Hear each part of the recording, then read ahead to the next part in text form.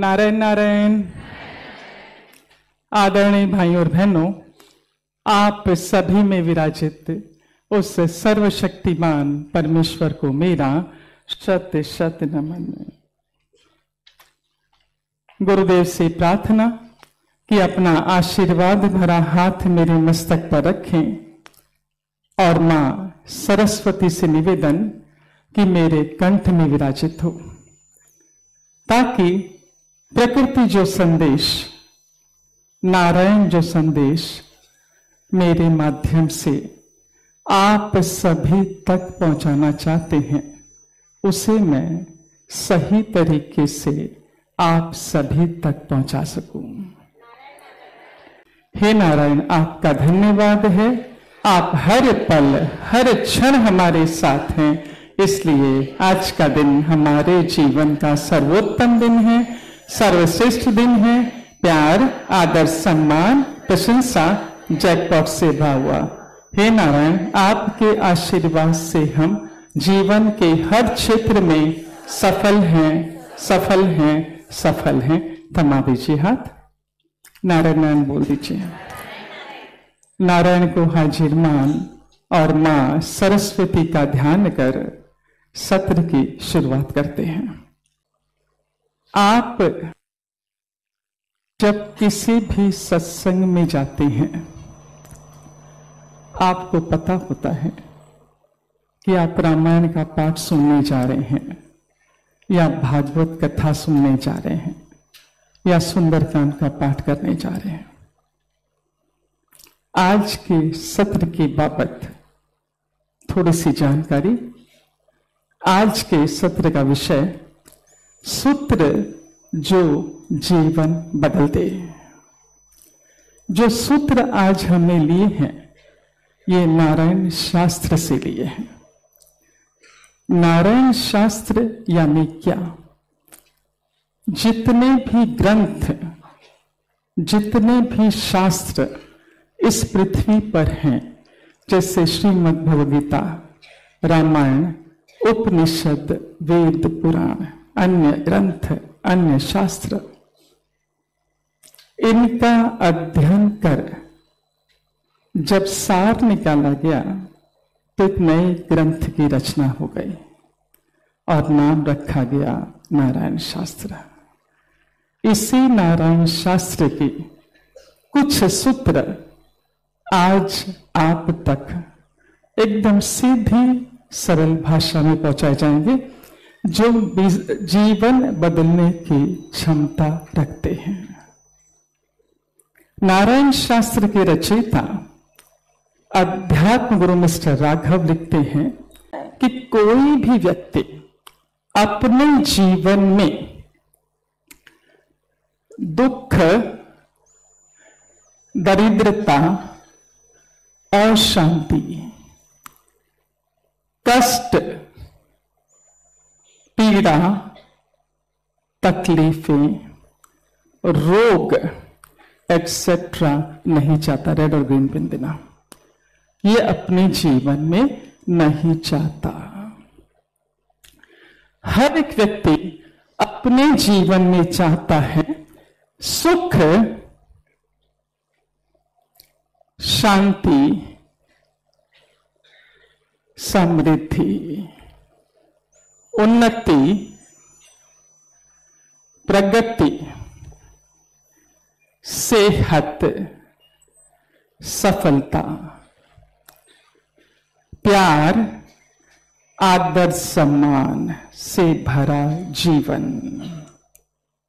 Etcetera.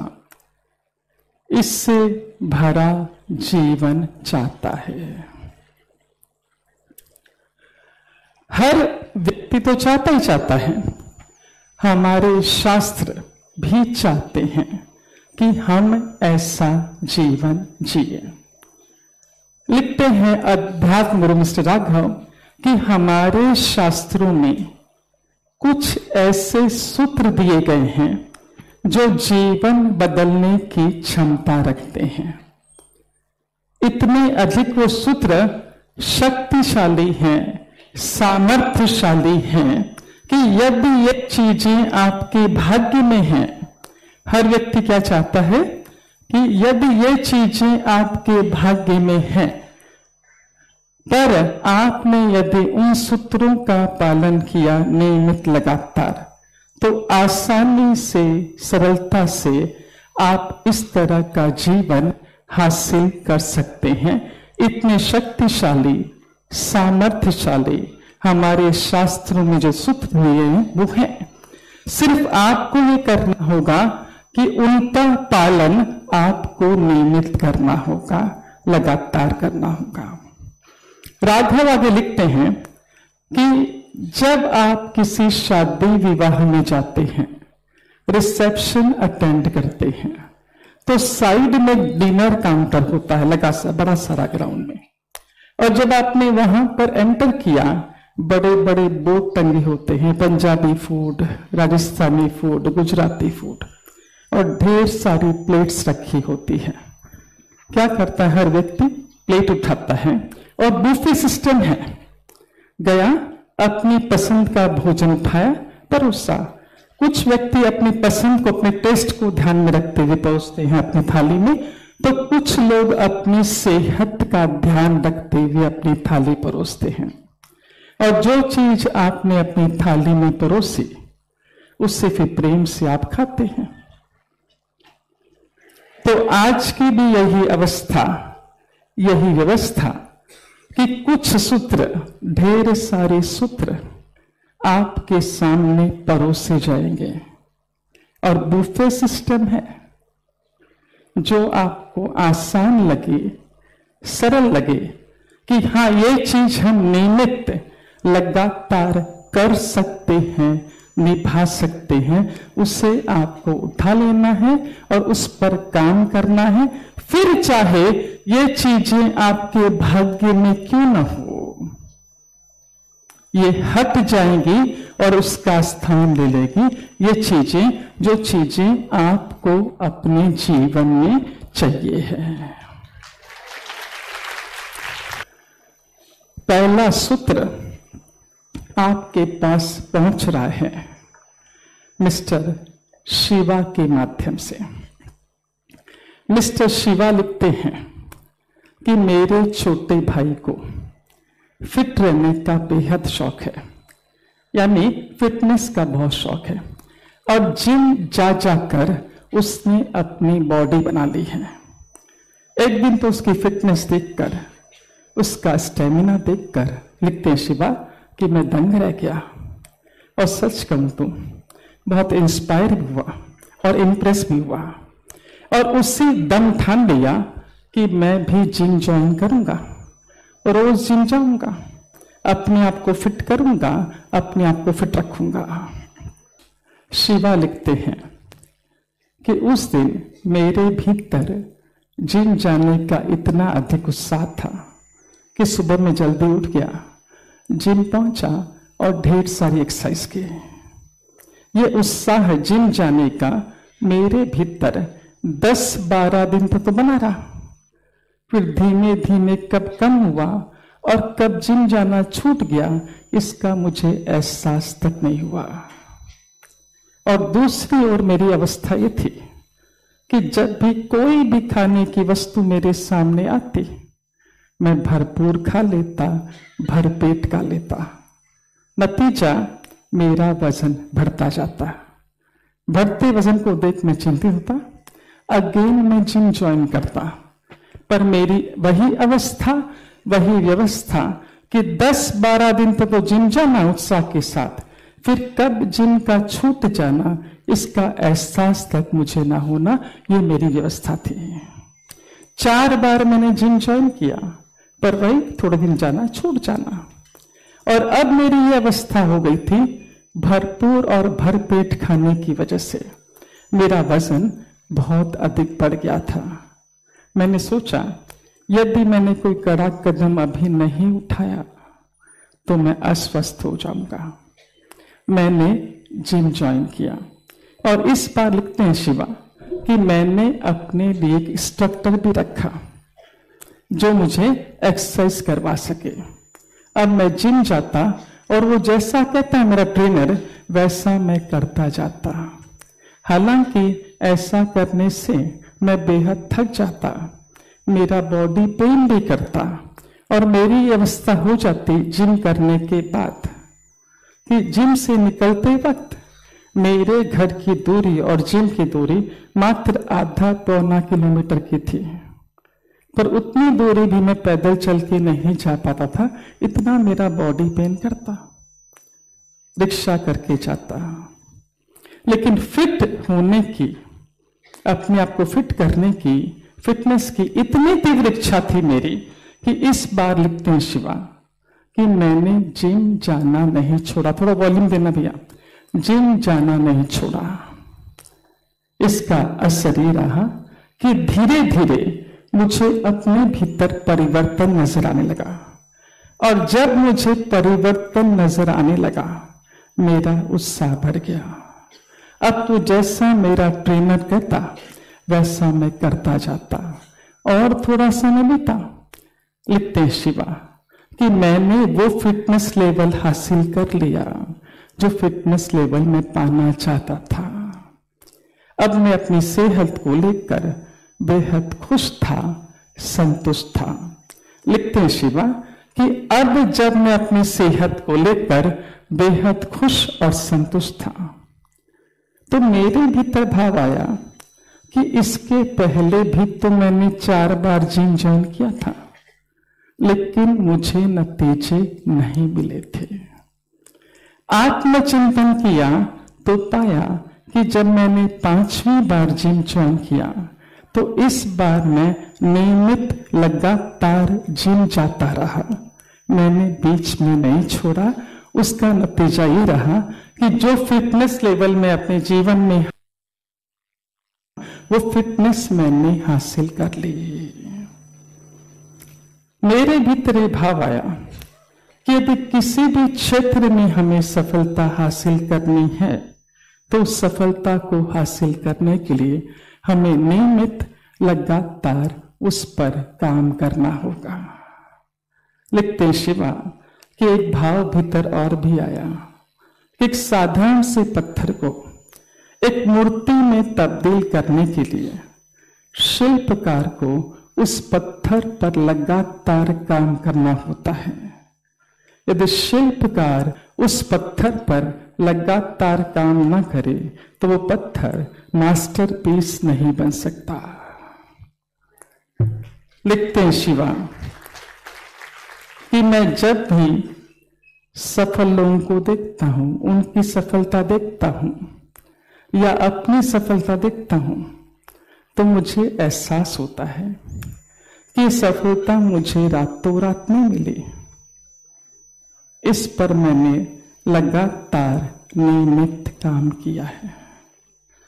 लिखते हैं शिवा नारायण शास्त्र का प्रथम सूत्र कि यदि आप ये चीजें अपने जीवन में हासिल करना चाहते हैं तो उसके लिए आपको नियमित लगातार काम करना होगा। नियमित और लगातार काम करना होगा। गर्म पानी देना।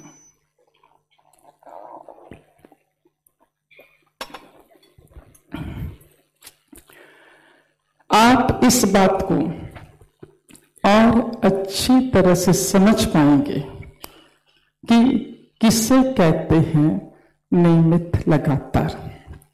एक और प्रसंग आप तक पहुंचाने जा रहे हैं जो आपके लिए आसान कर देगा, सरल कर देगा कि जो सूत्र आप अपनाने जा रहे हैं उस पर आपको किस तरह काम करना है।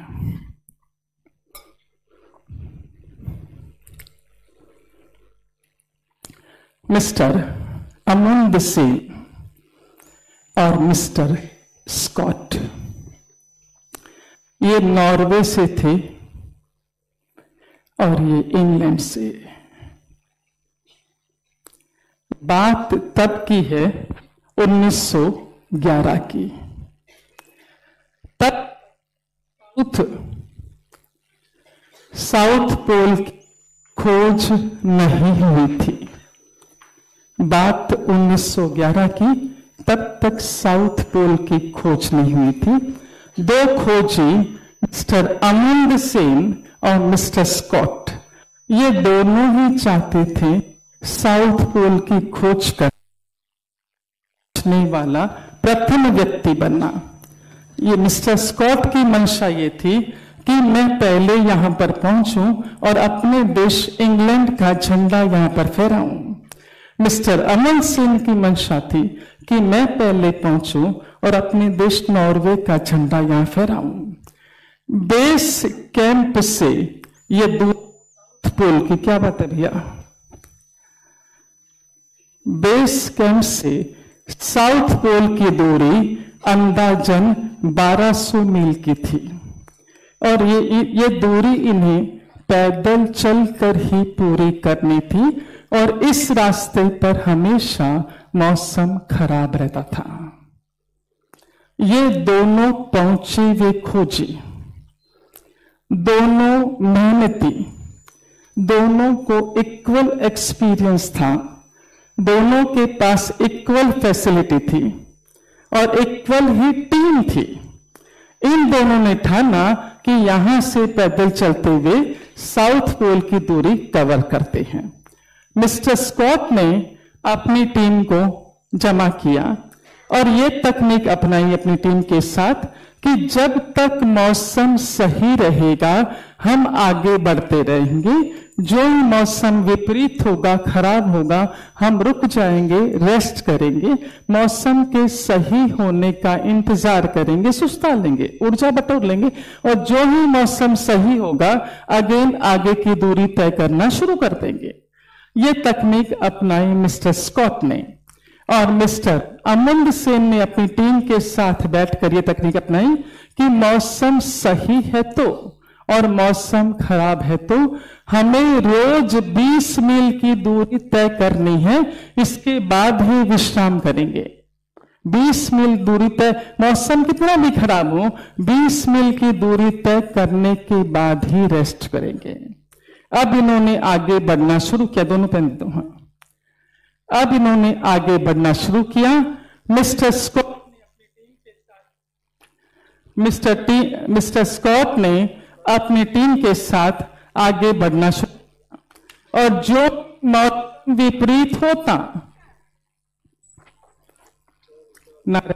हाँ ठीक, जो ही मौसम खराब होता तो रुक जाता और विश्राम करता, मौसम के सही होने का इंतजार करता, फिर मौसम सही होता ये आगे बढ़ता, फिर मौसम खराब होता ये रुक जाता, विश्राम करता। इस तरह ये दूरी, इतनी दूरी ये तय करता जा रहा था और मिस्टर अमूल्य सेन अपनी टीम को लेकर आगे बढ़ा और 20 मील की दूरी तय हुई, उसके बाद रेस्ट करना और अगेन फिर अगले दिन 20 मील की दूरी तय करनी, फिर रेस्ट करना, फिर 20 मील की दूरी तय करनी, फिर रेस्ट करना। इस अवस्था के अंतर्गत चल रहा था।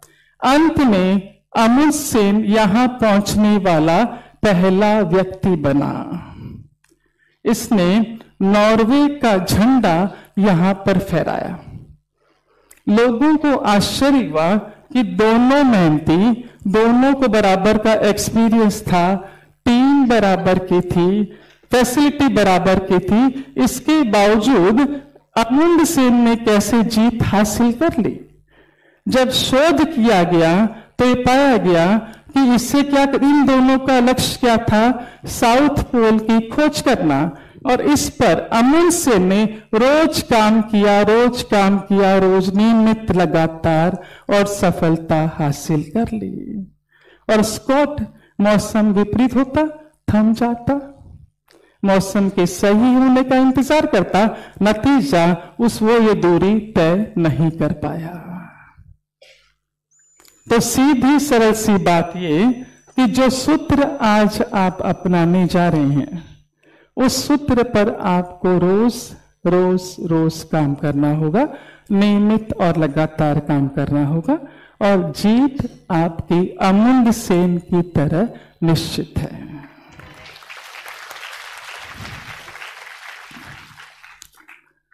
आगे बढ़ते हैं। मिस्टर राघव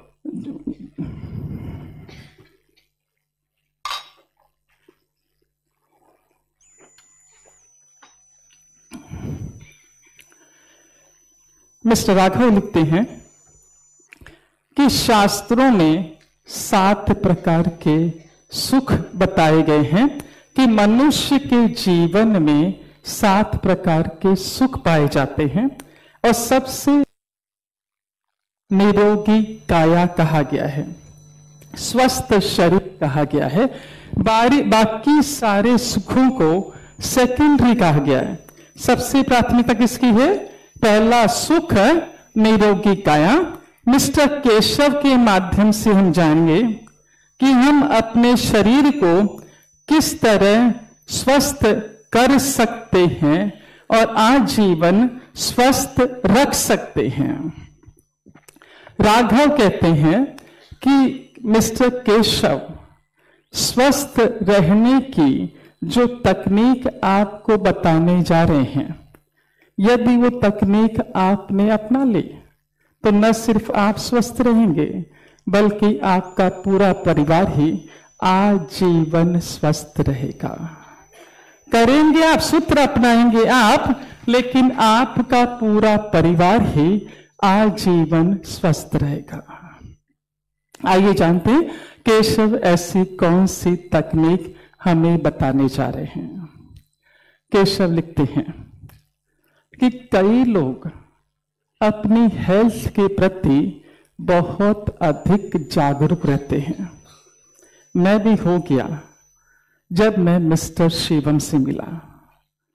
मिस्टर शिवम 85 साल के यंग जेंटलमैन। मॉर्निंग वॉक के दौरान उनकी चुस्ती, उनकी फुर्ती, उनका स्टेमिना देखते बनता था। न सिर्फ मैं उन्हें मुड़ मुड़ कर देखता बल्कि और लोग भी जो वॉक कर रहे होते उन्हें मुड़ मुड़ कर देखते।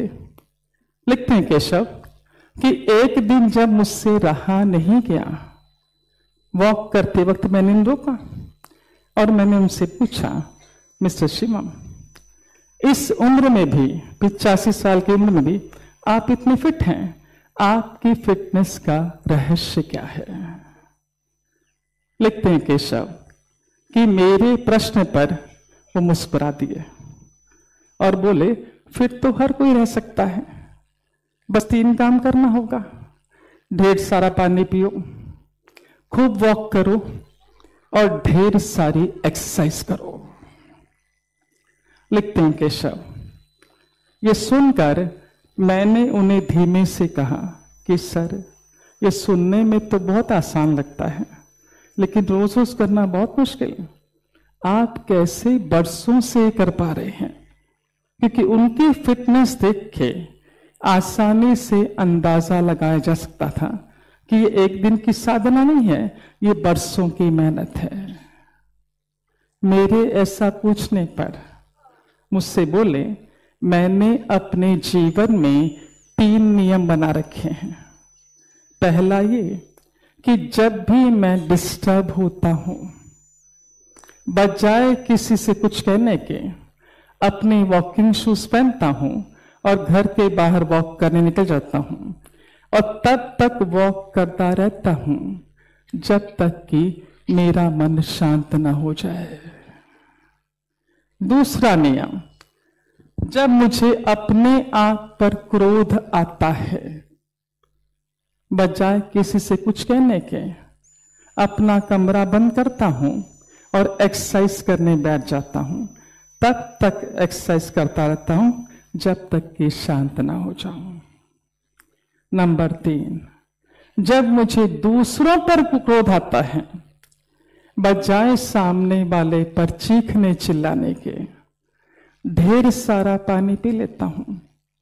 इतना पी लेता हूं कि इसके बाद मेरे मुख से कोई शब्द नहीं निकलता। इतना कहकर शिवम ने कहा कि ऐसा तो हर कोई व्यक्ति कर सकता है और स्वस्थ रह सकता है। अपनी बात पूरी करके शिवम तो आगे चले गए अपने घर की ओर। लिखते हैं केशव कि शिवम और मेरे बीच बातचीत बरसों पुरानी है। वो तो अपनी बात करके आगे बढ़ गए, लेकिन उन्होंने जो कहा वो बातें आज भी मेरे जेहन में ज्यों की त्यों अवस्थित है। क्योंकि उनकी कही बातों ने तो मेरा जीवन ही बदल दिया। वो आगे गए, मैं अपने घर के रवाना हुआ। जब मैं पैदल घर के वापस आ रहा था, मेरे जेहन में जो मिस्टर शिवम से बातचीत हुई थी वो घूम रही थी कि उन्होंने जैसे कहा कि जब मैं डिस्टर्ब होता हूं, बजाय किसी को कुछ कहने के वॉकिंग शूज पहनता हूं, वॉक पर चला जाता हूं। और मैं जब डिस्टर्ब होता हूं, लिखते हैं केशव, कि मैं जब डिस्टर्ब होता हूं पूरे घर को डिस्टर्ब कर देता हूं, चीख कर चिल्लाकर। मिस्टर शिवम ने कहा कि जब मुझे अपने आप पर क्रोध आता है, कमरा बंद करता हूं, एक्सरसाइज करना शुरू कर देता हूं जब तक कि शांत न हो जाऊं। और मैं जब मुझे अपने आप पर क्रोध आता है, पूरे परिवार पर खूब चीखता हूं, खूब चिल्लाता हूं। नंबर 3, शिवम ने कहा कि जब मुझे दूसरों पर क्रोध आता है, ढेर सारा पानी पी लेता हूं। और मेरी अवस्था ये थी कि मैं तो माता पिता को, पत्नी को, बच्चों को, किसी को बख्शता नहीं था, खूब चिल्लाता, पूरे घर का वातावरण अशांत कर देता। मुझे एहसास हुआ कि मिस्टर शिवम ने कितनी सही बात कही, क्योंकि दिन भर में हम सबके जीवन में एक दो क्षण ऐसे आते ही हैं जब हम डिस्टर्ब हो जाते हैं, या हमें अपने पर क्रोध आता है या दूसरों पर आता है। ऐसी अवस्था में हम क्या करते हैं? चीखते हैं, चिल्लाते हैं, पूरे घर की शांति भंग कर देते हैं। मुझे तो शिवम का तरीका बेहद पसंद आया। मैंने वो उनकी चीजें अपना ली। जब मैं डिस्टर्ब होता, वॉक करने निकल जाता और नारायण मंत्र के साथ कि नारायण आपके आशीर्वाद से मेरा चित्त शांत और प्रसन्न है, शांत और प्रसन्न है, शांत और प्रसन्न है। डिस्टर्ब होता, एक्सरसाइज करता, दूसरों पर क्रोध आता, ढेर सारा पानी पी लेता। लिखते हैं केशव, जब से मैंने शिवम की तकनीक अपनाई, यकीन मानिए मेरा तो जीवन ही बदल गया। पहले मेरे घर की ये अवस्था थी, आज ये व्यवस्था है। मैंने तो अपना लिया, आपका क्या इरादा है? केशव पूछ रहे हैं। अब केशव की बात पर अध्यात्म राघव क्या कहते हैं, जो नारायण शास्त्र के रचयिता हैं।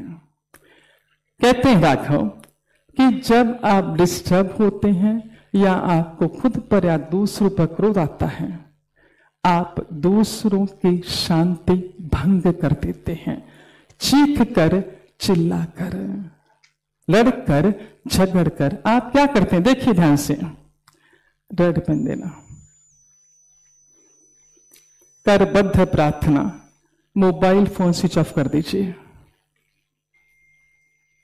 हाँ, इसके बाद बजना नहीं चाहिए। बजा तो उसके पड़ोसी से कहेंगे कि उनसे ले लीजिए मोबाइल और अपने घर ले जाइए, अपने पास ही रखना। हाँ, आप चीख कर, चिल्ला कर, लड़कर, झगड़ कर आप सामने वाले की शांति भंग करते हैं। ऐसे में आप इस अशांति को निमंत्रण देते हैं। ध्यान से सुनिएगा, ऐसी अवस्था में आप अशांति को निमंत्रण देते हैं। और ये अशांति अकेली नहीं आती, ये पैकेज डील है, अपने पूरे परिवार को साथ लाती है। और यदि आप शांति को अपनाते हैं तो वहां भी पैकेज डील है, ये पूरा पैकेज आता है।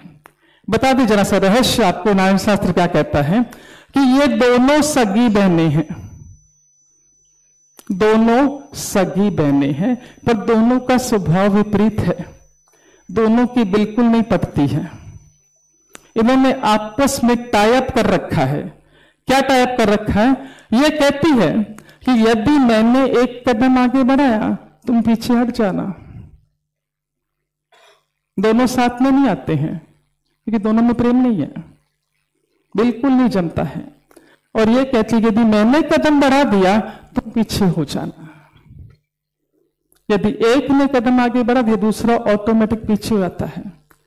यदि डिस्टर्ब है, क्रोध आया है दूसरों पर, अपने पर, आपने यदि शांति को अपना लिया इमीडिएट, ये ऐसे खड़े पोजीशन में इमीडिएट आते हैं। और अगेन पैकेज डील है ये। शांति अकेली नहीं आती, सुख शांति समृद्धि को साथ लाती है, उन्नति प्रगति सफलता को साथ लाती है। चौथा सूत्र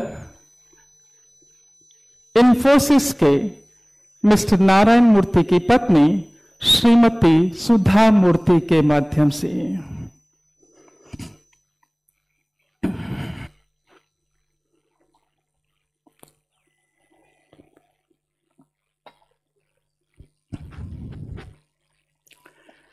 इन्फोसिस के मिस्टर नारायण मूर्ति की पत्नी श्रीमती सुधा मूर्ति लिखती हैं कि कुछ सालों पहले की बात है। सुबह सुबह का वक्त था, जून का, ये पेन लेने चल, जून का महीना था। मैंने हमेशा की तरह हमारा कनाडा न्यूज़पेपर उठाया पढ़ने के लिए। तो मैंने देखा कि उस दिन 12वीं कक्षा के नतीजे डिक्लेयर हुए थे। फ्रंट पेज न्यूज़पेपर का जो टॉपर्स थे, रैंक होल्डर्स थे, उनकी फोटो से भरा पड़ा था और पीछे के सारे पेपर जो विद्यार्थी पास हुए थे उनके रोल नंबर से अटा पड़ा था। लिखती श्रीमती मूर्ति कि मैं हमेशा से ही टॉपर्स, रैंक होल्डर्स के प्रति आकर्षित रही हूं, क्योंकि रैंक होल्डर होना या टॉपर्स होना सिर्फ ये नहीं जताता कि सामने वाला है, ब्रिलियंट है, ये भी बताता है कि उसने उस ऊंचाई तक पहुंचने के लिए कितनी मेहनत की है, कितना त्याग किया है। लिखती श्रीमती मूर्ति कि मैं एक प्रोफेसर के घर पली बढ़ी हूं, खुद भी एक टीचर हूं, इसलिए इस बात को अच्छी तरह से समझती हूं। आगे लिखती श्रीमती मूर्ति कि चूंकि मैं हमेशा से ही टॉपर्स के प्रति आकर्षित रही हूं, इसलिए मैंने झट वो फ्रंट पेज न्यूज़पेपर का उठाया और एक एक फोटो, थोड़ा वॉल्यूम देना भैया, एक एक फोटो ध्यान से देखने लगी। लिखती श्रीमती मूर्ति जब मैं उन होशियार विद्यार्थियों की फोटो देख रही थी तो उसमें से एक फोटो पर मेरा ध्यान आकर्षित हो गया। मेरी नजरें वहां से हट नहीं पा रही थी। मैं उसके बारे में, उस विद्यार्थी के बारे में विस्तार से जानना चाहती थी। बस सारे पेपर पलटे पर मुझे सिर्फ इतनी जानकारी मिली कि उसका नाम हनुमान थापा है और उसका 8th रैंक आया है। इससे अधिक जानकारी मुझे नहीं मिल पाई। आगे लिखती श्रीमती मूर्ति कि दूसरे दिन की बात, वही ठीक सुबह का वक्त, मैंने आज फिर हमारा कनाडा न्यूज़पेपर उठाया पढ़ने के लिए और ये देखकर आश्चर्यचकित रह गई कि आज फ्रंट पेज पर वापस हनुमान थापा का फोटो छपा था और उसके बड़े सारे इंटरव्यू के साथ। लिखती श्रीमती मूर्ति कि मैं तो उसके बारे में विस्तार से जानना चाहती थी, इसलिए झट मैंने पेपर उठाया, उसका पूरा इंटरव्यू ध्यान से पढ़ डाला। उस इंटरव्यू से मुझे पता चला कि हनुमान थापा एक छोटे से गांव रामपुरा का रहने वाला है, एक कुली का बेटा है, 5 भाई बहनों में सबसे बड़ा, और दिन भर में उसके पिताजी 40 रुपया कमाते हैं। लिखती श्रीमती मूर्ति कि उस इंटरव्यू से मुझे भी पता चला कि उसमें उसने कहा था हनुमान थापा ने कि वो अपनी पढ़ाई आगे जारी नहीं रख पाएगा, क्योंकि एक तो छोटे से गांव रामपुरा में रहता है, दूसरा उसके पिता अकेले हैं घर में कमाने वाले जो दिन भर में महज 40 रुपया कमाते हैं। ऐसे में दाल रोटी भी संभव हो नहीं पाती, एजुकेशन कहां से होगी। इसलिए वो आगे की अपनी पढ़ाई जारी नहीं रख पाएगा। लिखते श्रीमती मूर्ति कि पढ़कर मेरे भीतर उस होशियार विद्यार्थी के प्रति दया उपजे, क्योंकि मैं कई ऐसे पेरेंट्स को जानती हूं जो बेचारे अपनी मेहनत की पूरी कमाई अपने बच्चों को अच्छा एजुकेशन देने में, अच्छा खिलाने में, अच्छा पहनाने में लगा देते हैं। इसके बावजूद भी बच्चे पढ़ते नहीं हैं।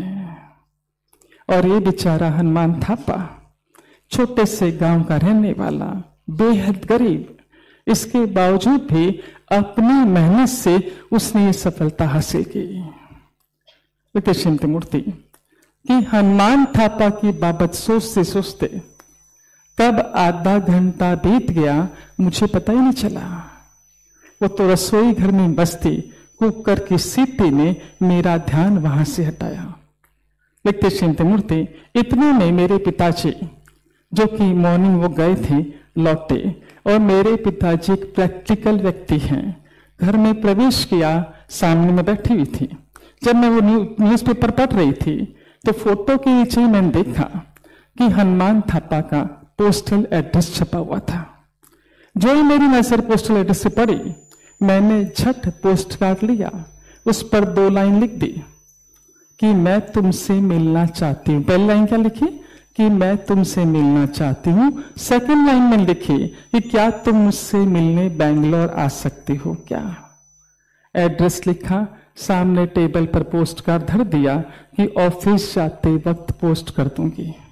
मेरे पिताजी आए वॉक से, उन्होंने पोस्ट कार्ड देखा, पूरी बात जानी समझी, वो 2 लाइनें भी पढ़ी और मुझसे बोले, सुधा यदि तुम सच में उस गरीब विद्यार्थी को बुलाना चाहती हो तो साथ में कुछ रुपए भेजो, आने जाने का भाड़ा भेजो, एक जोड़ी कपड़े के पैसे भेजो। वो बेचारा गरीब विद्यार्थी कैसे तुमसे छोटे से गांव से बेंगलोर मिलने के लिए आएगा। मुझे पिताजी की बात जची। मैंने 1 लाइन और जोड़ दी कि तुम मुझसे मिलने बेंगलोर आना चाहते हो तो आने जाने की व्यवस्था, कपड़े की व्यवस्था मैं करूंगी। और वो लेटर मैंने पोस्ट करवा दिया। तीसरे दिन ही उसका जवाब भी आ गया, सीधे पोस्ट कार्ड पर ही सिर्फ 2 लाइनें सुंदर अक्षरों में लिखी हुई। पहली लाइन थी उसकी कि आपका धन्यवाद है, आपने मुझे याद किया। सेकंड लाइन में उसने बेंगलोर आने की मंशा जताई थी। लिखते हैं श्रीमती मूर्ति मैंने लॉटरी डाक से ही कुछ रुपए और हमारी ऑफिस का एड्रेस उसे पोस्ट कर दिया। चौथे दिन हनुमान थापा मेरी कैबिन के बाहर खड़ा हुआ था। सीधा सरल लड़का, बेचारा घबराया हुआ था, शायद पहली बार बेंगलोर आया था। उसकी अवस्था तो ये थी जैसे गाय का बछड़ा अपनी मां से बिछड़ गया हो। साधारण से कपड़े पहन रखे थे पर एकदम नीट एंड क्लीन। बालों में तेल डला था, करीने से बाल बने हुए थे। वही दुबला पतला शरीर, लेकिन आंखों में जबरदस्त चमक ली हुए। श्रीमती मूर्ति मैं सीधे अपने विषय पर आ गई कि तुम्हारे नतीजे से हम बेहद खुश हैं। तुम यदि आगे पढ़ना चाहते तो हम बताओ, जहां पढ़ना चाहते हो, जितना पढ़ना चाहते हो, जब तक पढ़ना चाहते हो, हम स्पॉन्सर करेंगे। लेकिन श्रीमती मूर्ति कि मैं दवादर बोलती चली गई, उसने कोई जवाब नहीं दिया। जब उसने कोई जवाब नहीं दिया तो बगल में बैठा मेरा मित्र मुझसे बोला कि इस तरह धड़ाधड़ बोलोगी तो उसको समझेगा कैसे। तुम शांति से बताओ उसे कि तुम्हारी मंशा क्या है और उससे बोलो कि तुम अपना समय लो जवाब देने में। श्रीमती मूर्ति लिखती है मैंने शांति से उसे बताया तुम्हारा रिजल्ट देखकर हम बेहद खुश हैं। यदि तुम आगे पढ़ना चाहते हो तो जहां पढ़ना चाहते हो, जितना पढ़ना चाहते हो, जब तक पढ़ना चाहते हो, हम स्पॉन्सर करेंगे। इस बाबत तुम शांति से सोच लो और सोच कर जवाब देना। लिखते हैं श्रीमती मूर्ति कि उस वक्त तो उसने कोई जवाब नहीं दिया, चला गया। उसी रात को लास्ट बस से वो अपने गांव रवाना होने वाला था। गांव जाने के पहले वो मुझसे मिलने के लिए आया। धीमी किंतु मजबूती के साथ, मजबूत आवाज के साथ मुझसे बोला कि मैम, मैं बेल्लारी के टीचर्स ट्रेनिंग कॉलेज में अपनी आगे की पढ़ाई जारी रखना चाहता हूं। श्रीमती मूर्ति लिखती हैं कि मैंने झट स्वीकार कर लिया, लेकिन मैं जानना चाहती थी, क्योंकि उसने मुझसे कहा था कि बेल्लारी के जिस कॉलेज की मैं बात कर रहा हूं टीचर्स ट्रेनिंग की, वो कॉलेज मेरे गांव के एकदम नजदीक है, इसलिए मुझे वहां पढ़ना है। श्रीमती मूर्ति लिखती है कि पर मैं ये जानना चाहती थी कि जिस कॉलेज में तुम पढ़ना चाहते हो उसमें वो विषय तो है ना जिस विषय में तुम्हें आगे पढ़ना है, या सिर्फ वो कॉलेज तुम्हारे गांव के नजदीक है इसलिए तुम वहां पढ़ना चाहते हो। श्रीमती मूर्ति लगती है, लेकिन वो एकदम फर्म था, उसे आगे क्या करना है। अब मैंने सिर्फ उससे इतना पूछा कि मुझे बताओ कि हर महीने मुझे तुम्हें कितने रुपए भेजने होंगे, और जिस कॉलेज में तुम एडमिशन ले रहे हो वहां हॉस्टल की व्यवस्था है क्या। उसका उत्तर था कि मैम 2 दिन में मैं आपको जवाब देता हूं। तीसरे दिन उसका पोस्ट कार्ड आ गया कि मुझे हर महीने लगभग 300 रुपयों की जरूरत होगी। आगे लिखा था कि हम एक कमरा किराए पे लेने की सोच रहे हैं, मैं और मेरा मित्र मिलकर, ताकि हम साथ में रहें, साथ में भोजन पका लें तो पैसों की बचत होगी। लिखते श्रीमती मूर्ति कि मैंने लौटती डाक से ही 6 महीने के 1800 रुपए उसे भिजवा दिए। लिखते श्रीमती मूर्ति कि समय अपनी गति से आगे बढ़ रहा था। 6 महीने हो चुके थे। एकाएक मुझे याद आया कि हनुमान थापा को मुझे रुपए भेजने हैं। मैंने अगेन 1800 का ड्राफ्ट बनवाया, उसे पोस्ट कर दिया। लौटती डाक से उसका धन्यवाद का पत्र भी आ गया सुंदर अक्षरों में। लिखती श्रीमती मूर्ति कि जिस लिफाफे में उसने लेटर भेजा था उस लिफाफे के भीतर कुछ रुपए भी थे। उसका लेटर जब मैंने ध्यान से पढ़ा तो उसने लिखा था कि मैम, ये आपकी अच्छाई है कि आप 6-6 महीने के रुपए मुझे एक साथ भेज देती हैं, लेकिन पिछले 2 महीने से मैं कॉलेज में नहीं था, मैं अपने गांव में था, अपने घर में था, क्योंकि 1 महीने तो हमारी कॉलेज में स्ट्राइक था और 1 महीने की छुट्टी थी। जो पिछले महीने आपने रुपए भेजे थे मुझे 1800 रुपए, उसमें से 300 रुपए बचे हुए हैं, खर्च नहीं हुए, वो मैं आपको लौटा रहा हूं, कृपया इसे स्वीकार कीजिए। लिखते श्रीमती मूर्ति सुनकर मैं दंग रह गई कि इतनी गरीबी और इतनी ईमानदारी, जबकि हनुमान थापा को अच्छे से पता था कि जो रुपया मैं उसे भेज रही हूं उसका हिसाब मेरे पास नहीं है और न ही मैं उससे भविष्य में कभी हिसाब मांगने वाली हूं। इसके बावजूद भी उसने वो पैसे लौटाए। उसके पिता दिन भर में सिर्फ 40 रुपए कमाते हैं। 300 रुपया बहुत बड़ी रकम। मुझे एहसास हुआ, लिखते श्रीमती मूर्ति, कि ईमानदारी किसी एक व्यक्ति की बपौती नहीं है। मैं समझ नहीं पाई कि उस गरीब विद्यार्थी की ईमानदारी पर किस तरह प्रतिक्रिया व्यक्त करूं। मैंने सिर्फ मंदिर के सामने जाकर भगवान के सामने हाथ जोड़े और उस गरीब विद्यार्थी के लिए प्रार्थना की कि हे ईश्वर, उस हनुमान थापा का जीवन सुख, शांति, समृद्धि से भर दे। अगला सूत्र ईमानदारी, वफादारी।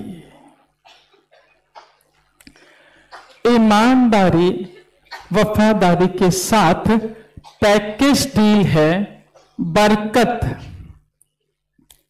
बढ़ोतरी, प्रचुरता।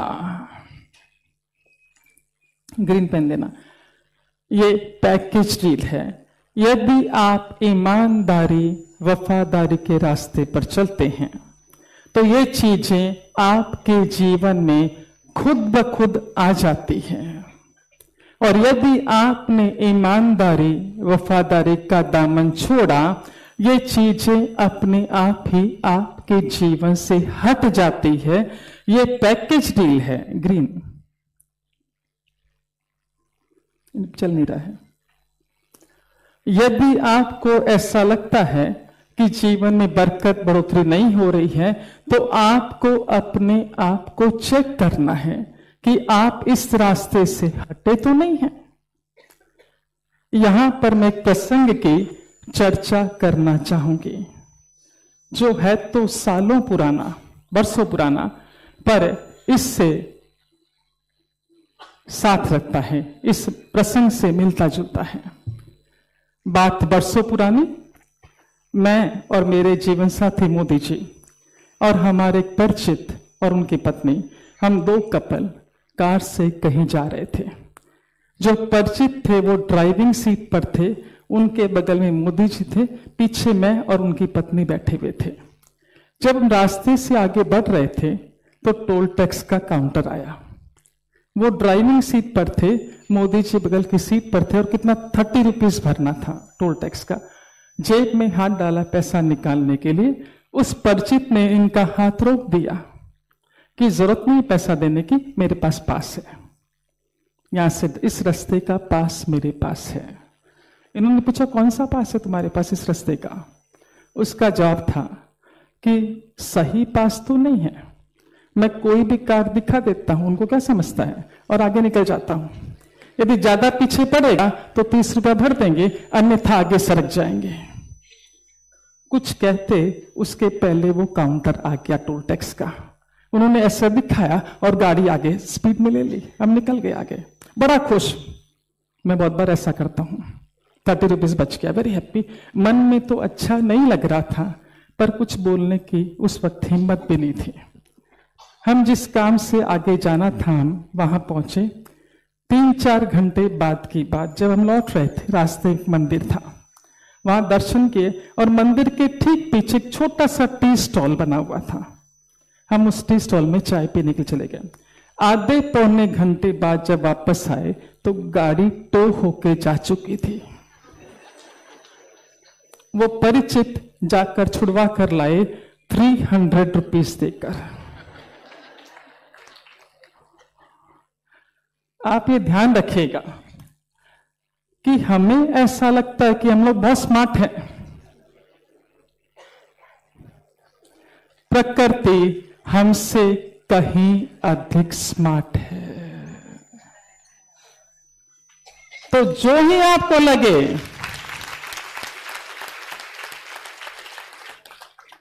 कि बरकत बढ़ोतरी प्रचुरता में कहीं भी रुकावट आ रही है, इमीडिएट चेक कीजिए कि हमने ये रास्ता छोड़ा है क्या, ईमानदारी का, वफादारी का। हकीकत ये है कि ईमानदारी और वफादारी में ये चीजें भी है। जो ये इन रास्तों पर आप चलने की ठान भी लेते हैं, चलना भी शुरू नहीं किया है, ठान भर भी लिया, ये आपके साथ अपने आप जुड़ जाती है, अपने आप जुड़ जाती है। आपने ये रास्ता छोड़ा, ये कदम आगे बढ़ा लेगी। सोच लीजिए, जो यहां फटे, इसका कदम रेडी है आपके चिन्ह में आने का, और इन रास्तों पर चले, ये कदम आगे बढ़ाएगी। दोनों पोजीशन लेके खड़े रहते हैं। जरा आप हटे, कदम आके। अगला सूत्र मिस्टर माधव के माध्यम से आप तक। मिस्टर माधव लिखते हैं कि कुछ समय पहले की बात है, मैं अपने परिवार को लेकर और दोस्तों के साथ हिल स्टेशन पर घूमने के लिए गया था। वहां एक घटना घटी जो मुझे आजीवन याद रहेगी। घटना कुछ इस प्रकार की थी कि एक दिन ट्रिप के दौरान जब हम पहाड़ों पर घूम रहे थे, घूमते घूमते अचानक ही मेरे बेटे का पैर फिसला और वो कीचड़ में जा गिरा। कीचड़ में गिरने से उसे तो चोट नहीं आई, लेकिन उसका ब्रांडेड जैकेट जो कि बहुत कीमती था और हमने खास तौर पर उस यात्रा के लिए खरीदा था, पूरा का पूरा कीचड़ में लथपथ हो गया। अब सबसे पहला काम था उसकी जैकेट धुलवाना। लिखते माधव कि मेरी पत्नी राधिका ने यहां वहां नजर दौड़ाई तो देखा कि सामने ही 15-20 छोटे छोटे झोपड़ी नुमा घर बने हुए थे और उसके नजदीक एक झरना बह रहा था और झरने के पास ही एक छोटी लड़की जो कि अंदाजन 13-14 साल की रही होगी बैठी हुई थी और गरीब सी दिखाई दे रही थी। लिखते हैं माधव कि मेरी पत्नी राधिका उस लड़की के पास गई और उससे उसका नाम पूछा। उसने अपना नाम सना बताया। राधिका ने से पूछा, क्या वो हमारा जैकेट धो देगी क्या और धोकर सुखा देगी क्या, ताकि शाम को हम साइट सीन देखकर जब लौटेंगे तो सूखा हुआ जैकेट उससे ले लेंगे, एवज में उसको उसका मेहनताना दे देंगे। उसने हामी भर दी। जो उसने हामी भरी, लिखते माधव, राधिका ने जैकेट थमाया और हम अपनी प्लान के मुताबिक साइट सीन के लिए चले गए। 6-7 घंटे घूमने के बाद लिखते माधव कि जब हम लौटे तो हमारे टैक्सी ड्राइवर ने वहीं पर लाकर टैक्सी रोकी उसी झरने के पास जहां पर सना को हमने जैकेट थमाया था। लेकिन वहां पर न तो हमें सना दिखाई दी न कोई और। हम गाड़ी से बाहर निकले, चारों तरफ नजर दौड़ाई। जब सना हमें कहीं दिखाई नहीं दी तो हमने सना के नाम से आवाजें लगाने शुरू कर दी, लेकिन हमें कोई जवाब नहीं मिला। लिखते माधव कि जब हमें कोई जवाब नहीं मिला हम विचलित हो गए और मेरा बेटा तो रोने लगा कि नया का नया ब्रांडेड जैकेट तो मेरा गया। लिखते माधव कि अब मैं और मेरी पत्नी राधिका कुछ इस तरह की बातें करने लगे कि उस लड़की ने हमें अच्छा बेवकूफ बनाया और हम भी बेवकूफ थे जो इतना कीमती जैकेट बिना उसे जाने हमने थमा दिया। अब इतना महंगा जैकेट कौन वापस करता है? कोई नहीं करता। लिखते माधव अब हमने गरीबी पर बोलना शुरू किया कि गरीब लोग होते ही ऐसे हैं, इनसे मेहनत तो होती नहीं है, सब कुछ रेडीमेड चाहिए। अब इतना महंगा जैकेट हाथ में आ गया, औने पौने दाम में बेच लेंगे, पैसा आया खा पी कर उड़ा देंगे।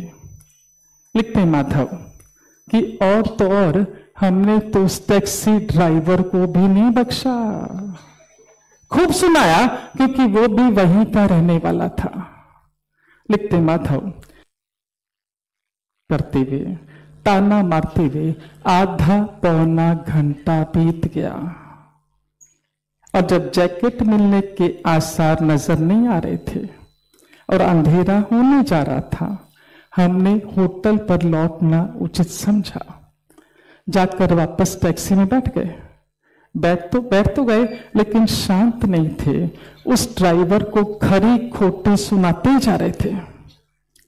लिखते हैं माधव कि आधा पौना किलोमीटर हमारी टैक्सी आगे बढ़ी होगी कि उस ड्राइवर ने टैक्सी साइड में रोकी। मैंने उससे पूछा क्या हुआ?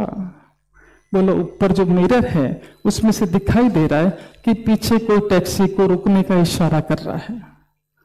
जो इन टैक्सी रुकी, मैं झट टैक्सी से बाहर निकला ये देखने के लिए कि पीछे से कौन इशारा कर रहा है टैक्सी को रोकने का।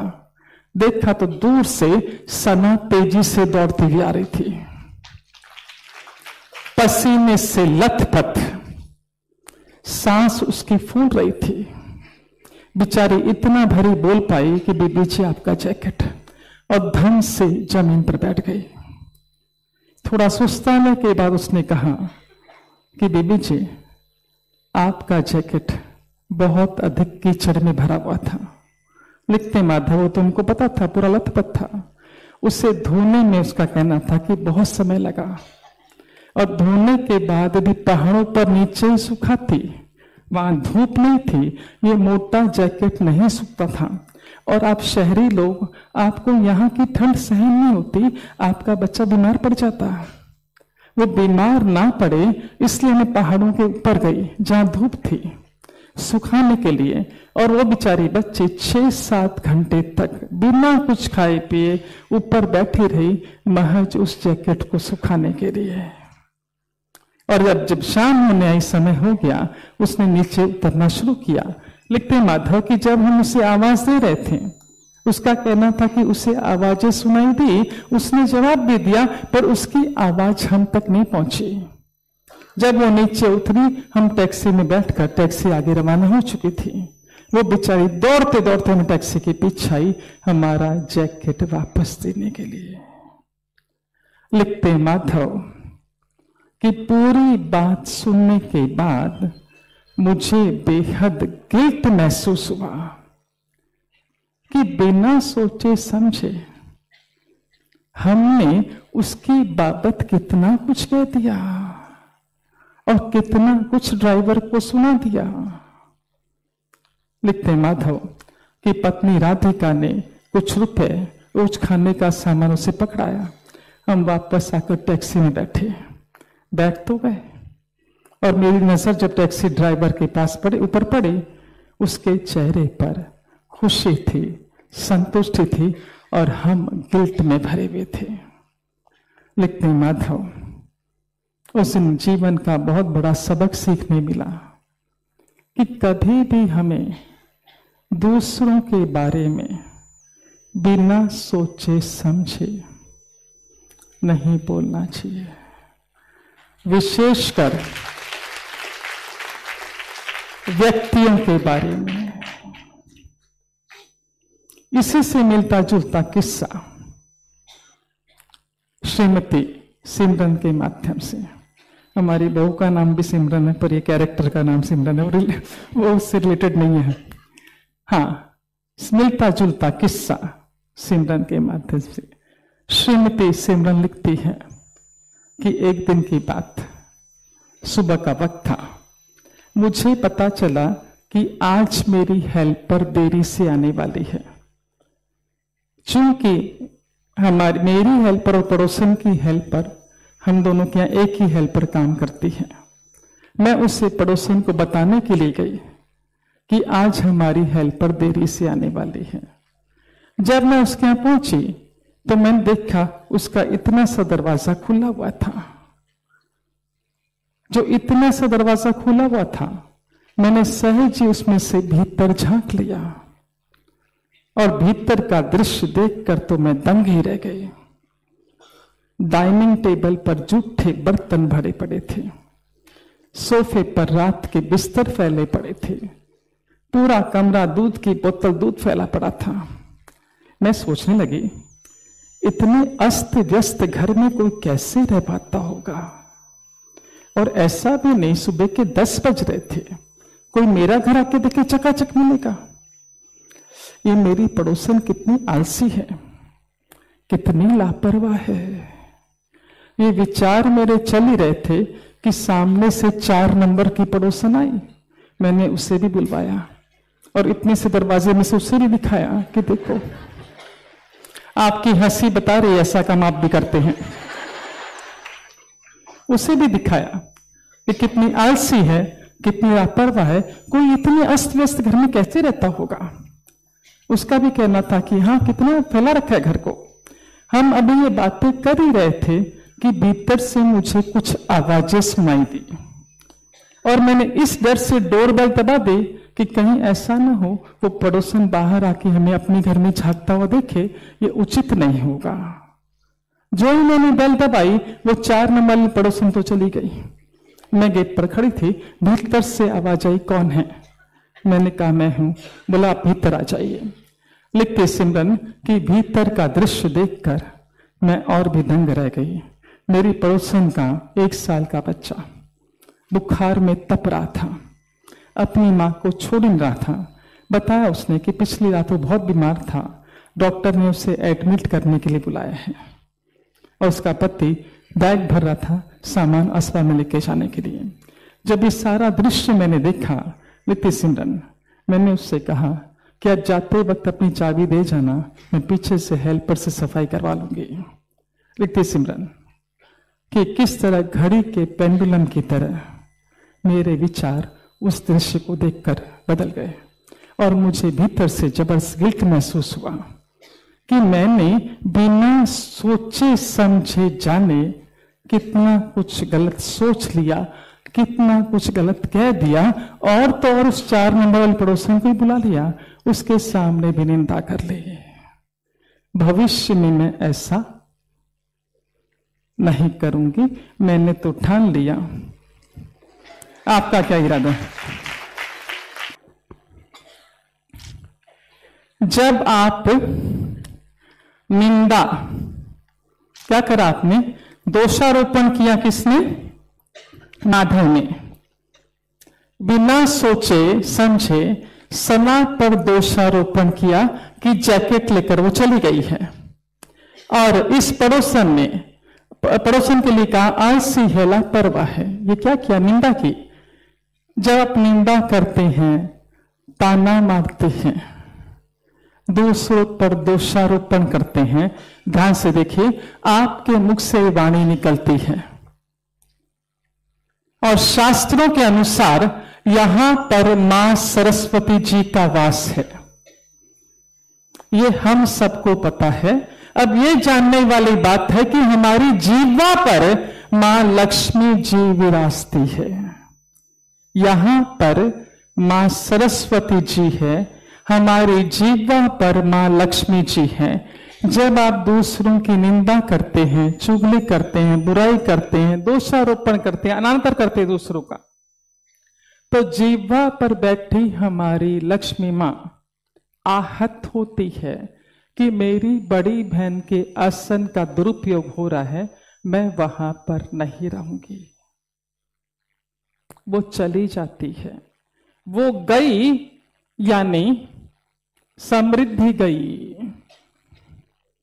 ये पीछे हटते से ही ये कदम आगे कर लेती है। हम ध्यान रखिएगा, नारायण शास्त्र कहता है कि ये दोनों एकदम रेडी पोजीशन में खड़े हैं। आपने खाली एक्शन बोला, आपने वाणी से ताना मारा, क्रोध किया, निंदा की, किसी का अनादर किया, जीवा पर बैठी मां लक्ष्मी आहत होती है कि यहां उसकी बड़ी बहन के आसन मां सरस्वती का आसन है, आपने दुरुपयोग किया, वो चली जाती है। यानी ये पीछे गया तो कौन आएगा?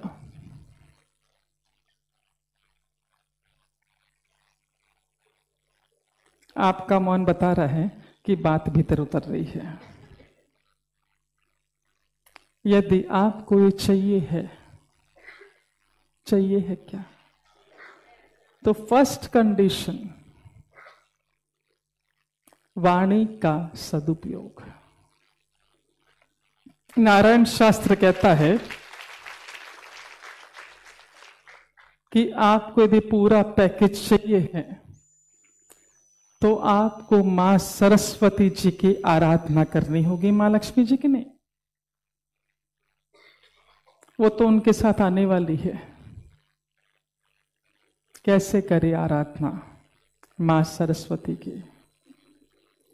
हमेशा सही और उचित शब्दों का उच्चारण करके। आपके मुख से शब्द निकला, सामने वाले का चेहरा उतरा, तो समझ जाइए इसने कदम आगे बढ़ा लिया है। आपके मुख से शब्द निकला, सामने वाले के चेहरे पर मुस्कान आई, समझ जाइए इसने कदम आगे करा है। चुनाव आपका है, क्योंकि आप जब शब्द उच्चारित करते हैं आपको अपना चेहरा दिखाई नहीं देता, पर सामने वाले का दिखाई देता है। उसका उतर गया, सोच लीजिए दुख दरिद्रता अशांति ने कदम आगे बढ़ा लिए।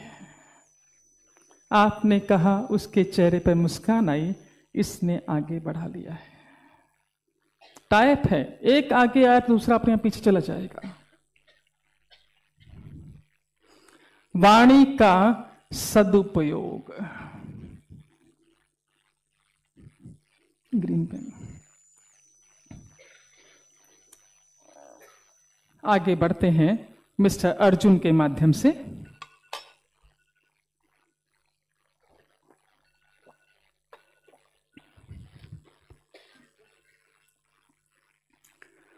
आगे बढ़ते हैं मिस्टर अर्जुन। वो जिसने कहानी लिखी उसका नाम अर्जुन है। मिस्टर अर्जुन लिखते हैं कि मेरे नाना जी के करीबी मित्र हैं श्री घनश्याम दास जी। हमारे पास एक्चुअली पर्सनल बात कर रहे हैं, दो चॉइस थी। या तो सूत्रों को सीधी सरल भाषा में परोस दें कि जो सूत्र आपको बताए जा रहे हैं, ईमानदारी के रास्ते पर चलना है, वफादारी के रास्ते पर चलना है, वाणी का सदुपयोग करना है। तो संध्या जी का कहना था कि ऐसा बताओगे, ऐसा प्रवचन दोगे तो भीतर नहीं उतरेगा।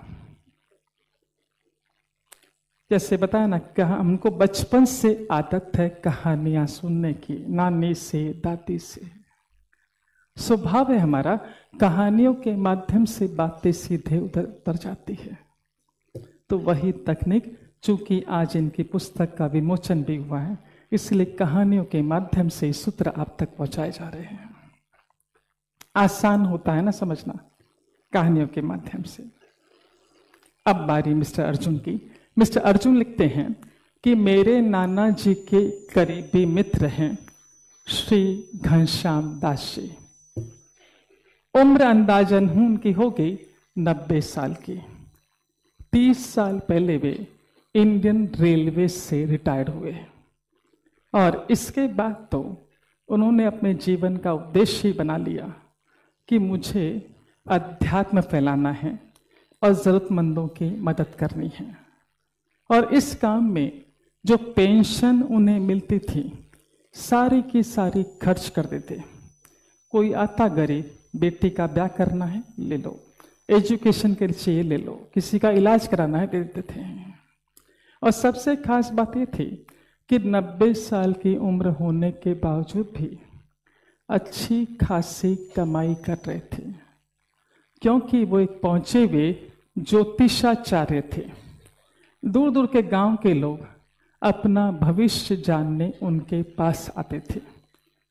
लिखते हैं मिस्टर अर्जुन कि उनसे भी वो फीस नहीं लेते थे, जिसने जो धर दिया उसे प्रेम से स्वीकार कर लेते और फिर ये सारी रकम भी जरूरतमंदों की जरूरतें पूरी करने में लगा दी जाती।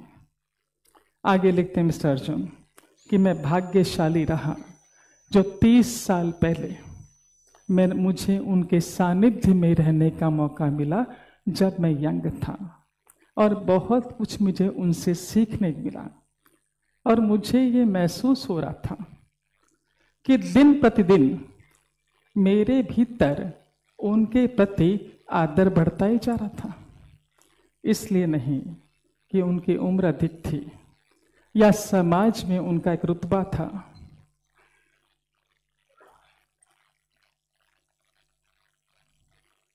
बल्कि इसलिए कि जिस तरह से वो गरीबों की मदद करते थे, अपने आप ही मैं नतमस्तक हो जाता।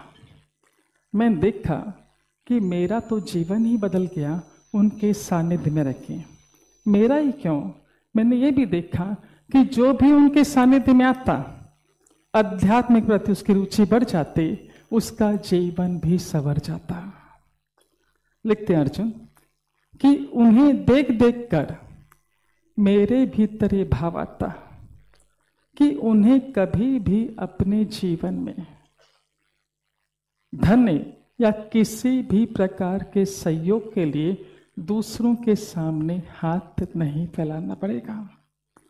और इसकी पुष्टि भी हो जाती जब मैं देखता कि यदि वो जरा से भी अस्वस्थ हैं, वो कुछ कहें, किसी से मदद मांगे, उसके पहले गांव का कोई व्यक्ति आता, गाड़ी लेकर आता, उन्हें बिठाता, डॉक्टर को दिखा के आता, लौटते वक्त दवाइयाँ की व्यवस्था करके चला जाता।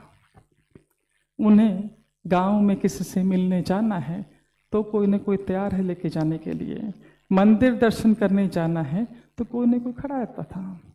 और ये सारी व्यवस्थाएं देख के मैं समझ जाता कि आज तक इन्होंने दूसरों की मदद की है, इसलिए प्रकृति इनकी मदद कर रही है।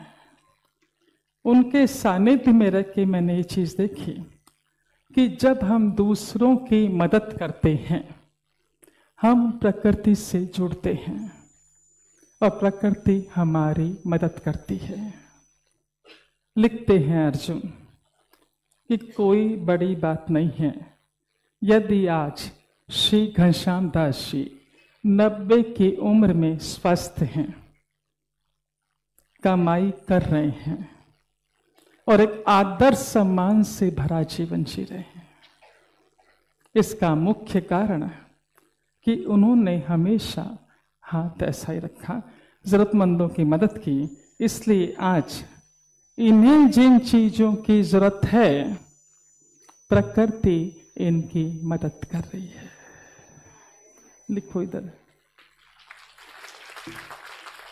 जरूरतमंदों की। जब आप जरूरतमंदों की मदद करते हैं, दूसरों की मदद करते हैं, प्रकृति आपकी मदद करती है। इसी से मिलती जुलती कहानी मिस्टर आरुणि की।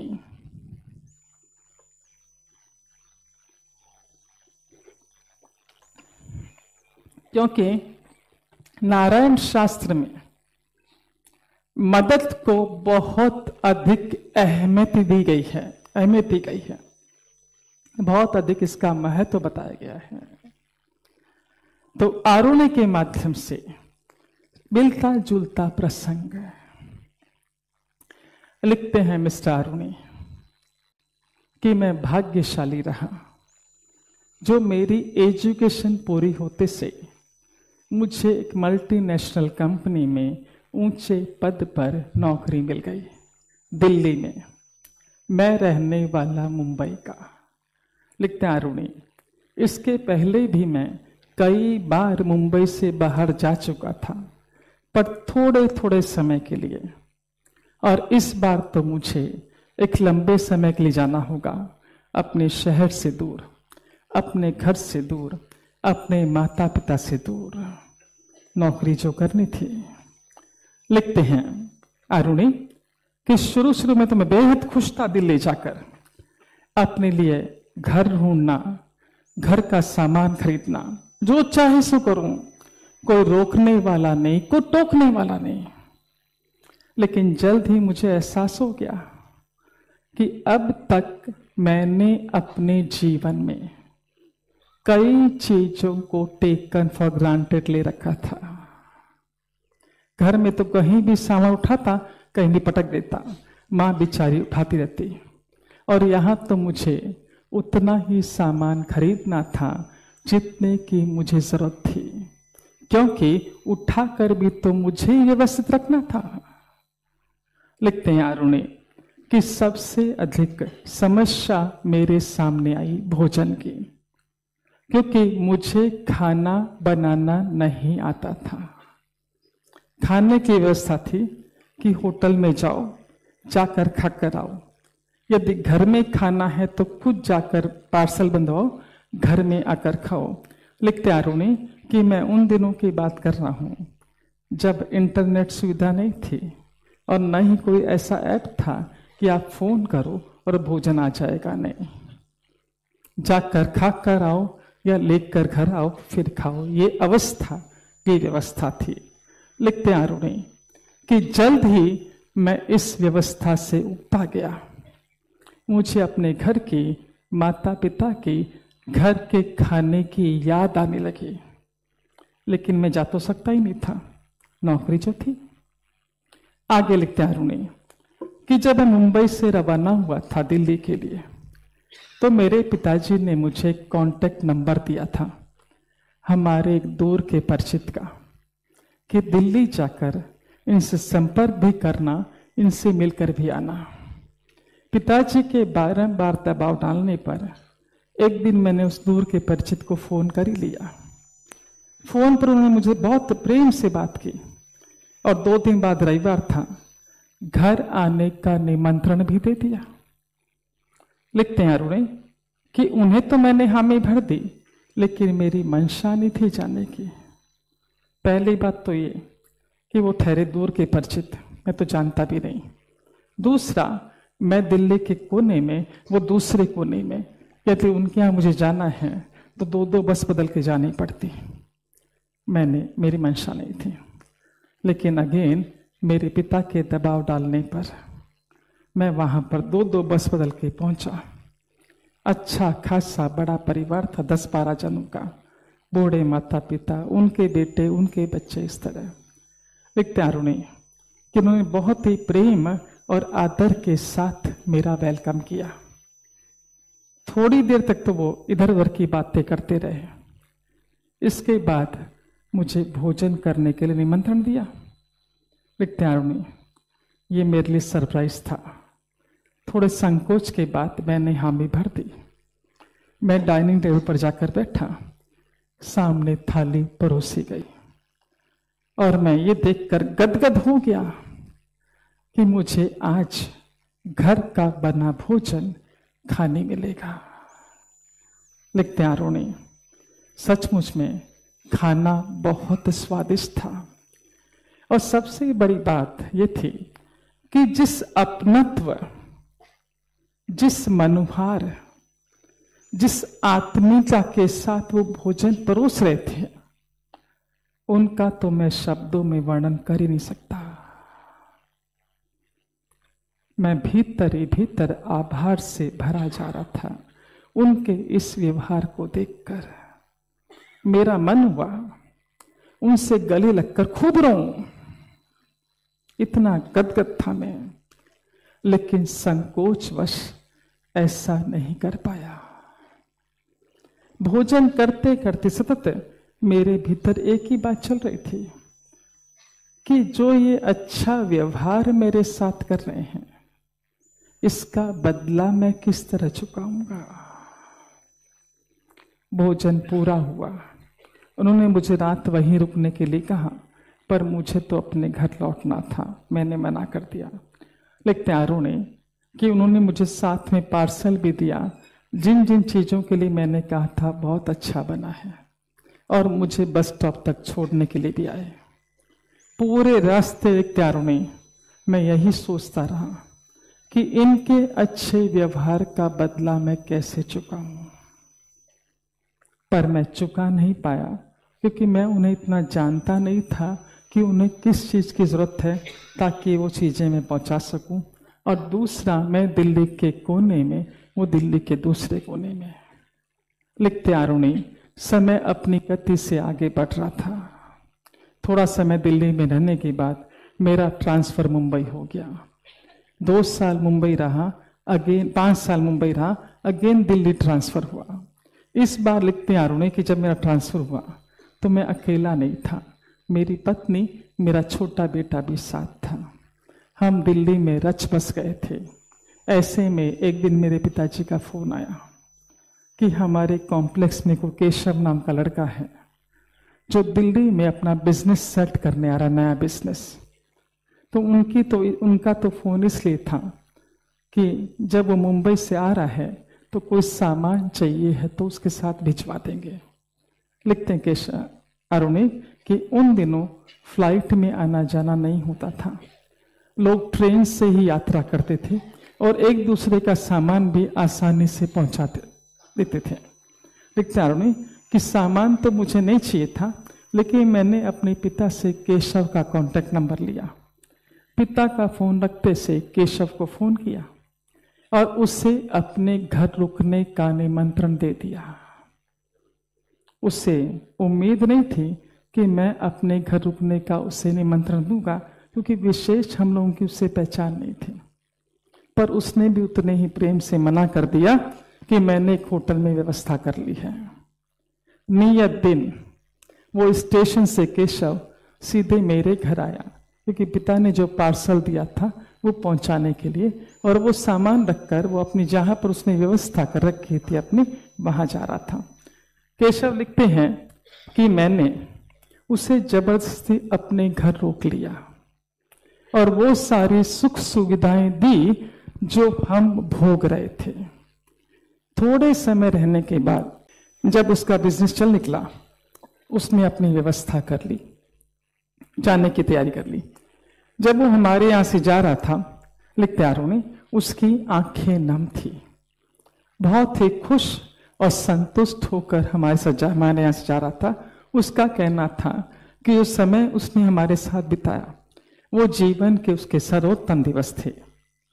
उसके जाने के बाद मुझे भी एक प्रकार की संतुष्टि महसूस हुई, और जो भाव मेरे भीतर आया वो ये था कि ये वो व्यक्ति मिस्टर ए जिसके यहाँ मैं गया था 2 बस बदल के, जहां जाने की मेरी मंशा नहीं थी, हमारे दूर के परिचित, जहां मेरे साथ बहुत ही अच्छा व्यवहार किया गया। ग्रीन पेन देना। और ये वो लड़का केशव जिसके साथ बिना किसी मतलब के मैंने अच्छा व्यवहार किया। मुझे ये एहसास हुआ कि जरूरी नहीं है कि जो हमसे अच्छा व्यवहार करता है, जो अच्छाई जताता है, वो अच्छाई उससे ही वापस लौटाई जाए। जरूरी नहीं है। जो अच्छाई आपको मिली है, जिसकी जरूरत है, उस तक पहुंचाना है। ये मैंने इस केस में सीखा। जो अच्छा व्यवहार मुझे मिला, वो अच्छा व्यवहार मैंने केशव को लौटाया। जब ये मेरे यहां से खुश और संतुष्ट गया और मैं देखने लगा, इसके बाद मेरे स्वभाव में मुझे एक आदत पड़ गई कि मैं इर्द गिर्द देखता कि किससे किस चीज की जरूरत है, क्या मदद कर सकता हूं मैं उसकी। ये मेरी आदत में समावेश हो गया, क्योंकि जब ये मेरे यहां से खुश और संतुष्ट हो गया और मुझे भी उसके साथ अच्छा व्यवहार करके खुशी और संतुष्टता का एहसास हुआ। इसके बाद मैंने अपने भीतर एक आदत सी डाल दी कि मैं अपने इर्द गिर्द देखता कि किससे किस चीज की जरूरत है, ताकि मैं उसकी उस जरूरत को पूरी कर सकूं।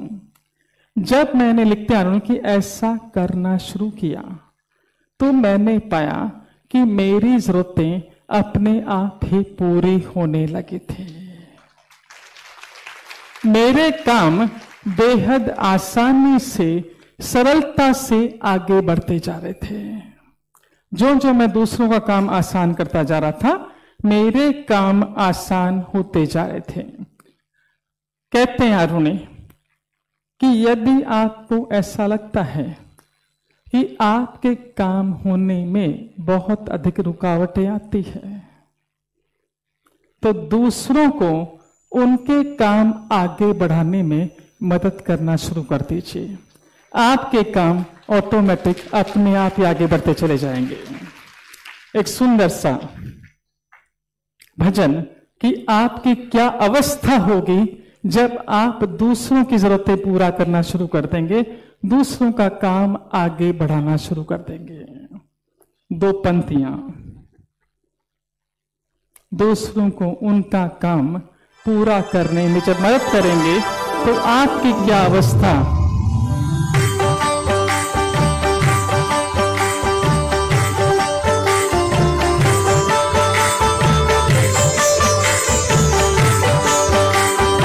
मेरा आपकी कृपा से सब काम हो रहा है। मेरा आपकी कृपा से सब काम हो रहा है। करते हो तुम कन्हैया, मेरा नाम हो रहा है। करते हो तुम कन्हैया, मेरा नाम हो रहा है। मेरा आपकी कृपा से सब काम हो रहा है। मेरा आपकी कृपा से सब काम हो रहा है।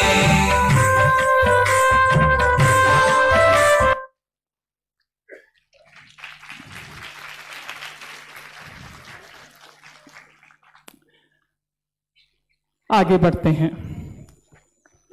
अमेरिका के सबसे अमीर व्यक्ति की बात करते हैं। अमेरिका का क्यों कहते हैं कि विश्व का सबसे अमीर व्यक्ति था मिस्टर रॉकफेलर। एक बार जब वो अस्वस्थ हुआ तो बिस्तर का ही होकर रह गया। बड़े से बड़े डॉक्टर्स उसकी मदद नहीं कर पा रहे थे। महंगी से महंगी दवाइयां अपना असर नहीं दिखा रही थी।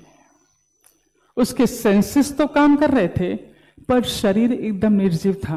वो न तो करवट ले सकता था, न उठ सकता था, न बैठ सकता था। सारे दिन बिस्तर पर पड़ा था। जितनी कंपनियां कहते हैं उसने खड़ी कर रखी थी, सबकी रिपोर्ट्स उसके पास पहुंचती, लोग एडवाइस उससे लेते, वो सारा काम उसका चल रहा था। लेकिन शरीर की पीड़ा और कष्ट दिन प्रतिदिन बढ़ता चला जा रहा था। और जो डॉक्टर्स इलाज कर रहे थे, थोड़ा वॉल्यूम देना भैया, वॉल्यूम तेज करना। जो डॉक्टर इलाज कर रहे थे वो चिंतित हो उठे। ऐसी अवस्था में एक मनोचिकित्सक को बुलवाया गया। वो आया, उसने चेक करके बताया कि इनके हाथ से कुछ दान करवाइए गरीबों को। लिखते हैं कि मिस्टर रॉकफेलर धन जमा करना तो जानता था, लेकिन आज तक किसी को कुछ दिया नहीं था। मनोचिकित्सक के कहने पर उसके हाथ से दान करवाया गया। कहते हैं कि 2-4 दिनों बाद ही उसकी अवस्था सुधरने लगी। जब स्वास्थ्य में सुधार आने लगा तो और उसके हाथ से दान दिलवाया गया। दिन प्रतिदिन वो और स्वस्थ और स्वस्थ और स्वस्थ होता जा रहा था। अब जब वो स्वस्थ हो गया, एक्टिव हो गया, उसने उठने के बाद, स्वस्थ होने के बाद रॉकफेलर फाउंडेशन की स्थापना की। कहते हैं कि सबसे बड़ी चैरिटी संस्था है पूरे विश्व में वो, जो दूसरों की मदद करती है। ध्यान रहे, आप देते हैं, मदद करते हैं, आप उससे जुड़ते हैं और फिर वो आगे आती है आपकी मदद करने के लिए। सुख शांति समृद्धि आपके जीवन में। ये रब कर देना। आगे बढ़ते हैं राघव के माध्यम से। राघव लिखते हैं, राघव जो कि एक मल्टीनेशनल कंपनी में उच्च पद पर आसीन है, मोटा पैकेज कमाते हैं। किसी ने उनसे उनकी सफलता का रहस्य पूछा। बहुत अच्छी बात बताई इन्होंने। इसके अंदर काफी सारे सूत्र मिलेंगे आपको राघव की स्टोरी में। राघव ने अपनी सफलता का रहस्य बताया कि बचपन से ही हमारी मां हमसे कहा करती थी कि जीवन में घटने वाली हर घटना हमें कोई ना कोई सबक, कोई ना कोई संदेश देकर जाती है। इतनी बार हम मां से सुन चुके थे कि एक आदत सी पड़ चुकी थी कि जब भी कोई घटना घटती उसमें क्या अच्छा है ये देखते, और ये घटना हमें क्या सबक दे रही है, क्या संदेश दे रही है, वो देखते, फिर उस सबक को, उस संदेश को आत्मसात कर लेते। फॉर एग्जाम्पल बताना उन्होंने, उस संदेश को, सबक को आत्मसात करते करते हम यहां से ऊंचाई पर पहुंच गए हैं। एग्जाम्पल बताया है राघव ने कि काफी सालों पहले की बात, किस तरह हम सबक लेते थे और आत्मसात करते थे। सब एग्जाम्पल दिया है कि बरसों पहले की बात, मेरा करीबी मित्र तेजी से मोटरसाइकिल चलाते हुए अपनी योगा क्लास जा रहा था। स्पीड तेज होने की वजह से संतुलन बिगड़ा, दुर्घटना घट गई। उसके चेहरे पर जबरदस्त चोटें आई, हाथ फ्रैक्चर हुआ। उसे तुरंत ही नजदीक के अस्पताल में एडमिट करवाया गया। लिखते हैं राघव, जब ये समाचार मुझ तक पहुंचा, मैं भागा हुआ उसके पास पहुंचा। जब जाकर देखा तो पाया कि माधव के पूरे चेहरा पट्टियों से ढका हुआ था, क्योंकि चेहरे पर उसके काफी चोटें आई थी और हाथ पर प्लास्टर बंधा हुआ था। नजदीक ही उसके माता पिता बैठे हुए थे, जो थोड़े चिंतित तो दिखे, लेकिन इतनी बड़ी दुर्घटना घटने के बाद भी बारंबार ईश्वर का धन्यवाद कर रहे थे, आभार प्रकट कर रहे थे। ये घटना तो घटी, फिर भी हमारा बेटा सही सलामत है, तेरा धन्यवाद है, धन्यवाद है, धन्यवाद है। नजदीकी पत्नी, माधव की पत्नी, उसकी तीमारदारी में लगी हुई थी और माधव, जो कि हमेशा से मजाकिया स्वभाव का रहा है, इतनी चोटें लगने के बाद भी, दर्द होने के बाद भी मुस्कुराता हुआ हमसे बात कर रहा था। लिखते हैं राघव कि जब मैं माधव से मिलकर बाहर निकला, घर की ओर आगे बढ़ रहा था, तो जैसा कि मेरा स्वभाव है, मैंने आत्मचिंतन करना शुरू किया कि इस घटना से मैंने क्या सीखा, क्या सबक सीखा। तो मुझे एहसास हुआ कि मेरा मित्र जब मोटरसाइकिल चला रहा था, उसने हेलमेट नहीं पहन रखा था। वो तो ईश्वर की कृपा रही कि सिर्फ चेहरे पर चोटें आकर रह गई, जो तो ठीक भी हो जाएगी। यदि सर पर चोट लगती तो ठीक होना मुश्किल था। मैंने उसी दम डिसाइड किया कि जब मैं 2 व्हीलर चलाऊंगा तो पहले हेलमेट पहनूंगा, उसके बाद ग्रीन पहन देना, उसके बाद भी 2 व्हीलर पर बैठूंगा। क्योंकि यदि मैं हेलमेट नहीं पहनता हूं तो ये मेरी लापरवाही होगी, और कोई दुर्घटना घटती है तो मेरी लापरवाही का नतीजा मेरे माता पिता क्यों भुगते हैं। तो पहला मेरा कदम रहेगा कि हेलमेट पहनूंगा और स्पीड मेरी धीमी रहेगी। सेकंड, मैंने सीखा कि इतनी बड़ी घटना घटने के बाद भी उसके माता पिता शांत थे, बारंबार ईश्वर का आभार प्रकट कर रहे थे। मैं भी समस्याओं पर, अपनी समस्याओं पर फोकस नहीं करूंगा, जो मुझे उसने दे रखा है उसका निरंतर आभार प्रकट करता रहूंगा। ये 2 चीजें मैंने उनसे सीखी। आगे लिखते हैं राघव कि 1 हफ्ता बीता होगा कि मैं उससे मिलने उसके घर गया। जब मैं उससे बातचीत कर रहा था तो बातों ही बातों में सहज ही मैंने उससे पूछा कि घर बैठे बैठे तो बोर हो जाता होगा। उसका कहना था कि नहीं, मैं तो अपने परिवार के साथ एक बहुत अच्छा समय बिता रहा हूं, बहुत खुश हूं। उसने बताया कि इन दिनों वो व्यस्त जीवन जी रहा था, परिवार को समय नहीं दे पा रहा था। ये घटना घटने की वजह से वो घर में है, परिवार को समय दे पा रहा है। लिखते हैं राघव कि वहां बैठे बैठे ही मुझे एहसास हुआ कि हम चाहे कितनी ही विपरीत परिस्थिति में क्यों ना हो, हमारा परिवार हमेशा हमारे साथ होता है। उसी दम मैंने डिसाइड किया कि अब से मोबाइल, लैपटॉप, टीवी, इन पर समय एकदम कम से कम दूंगा। ये समय जो मुझे मेरा बचेगा, ये परिवार के साथ बिताऊंगा, क्योंकि मेरा परिवार ही मेरी ताकत है। इसे मुझे क्वालिटी समय देकर और ताकतवर बनाना है। लिखते हैं राघव, घर लौटा, 4 दिन बाद उसका प्लास्टर खोलना था। उसके साथ डॉक्टर के पास मैं ही गया था। जब डॉक्टर ने प्लास्टर खोला तो पता चला कि इसकी हीलिंग बहुत फास्ट हुई थी। कारण ये था कि पिछले 3-4 सालों से मेरा दोस्त माधव अपनी हेल्थ के प्रति पूरी तरह सचेत था। नियमित योगा प्राणायाम करना, वॉक करना, संतुलित भोजन खाना, जिसकी वजह से उसकी हीलिंग फास्ट हुई। मैंने उसी वक्त सबक ग्रहण किया, दीप्ति जी लिख, उसी वक्त मैंने सबक ग्रहण किया कि मुझे भी नियमित योगा प्राणायाम वॉक करना है, संतुलित भोजन खाना है, कि यदि किसी कारणवश दुर्घटना घटती है तो मेरी हीलिंग फास्ट होगी।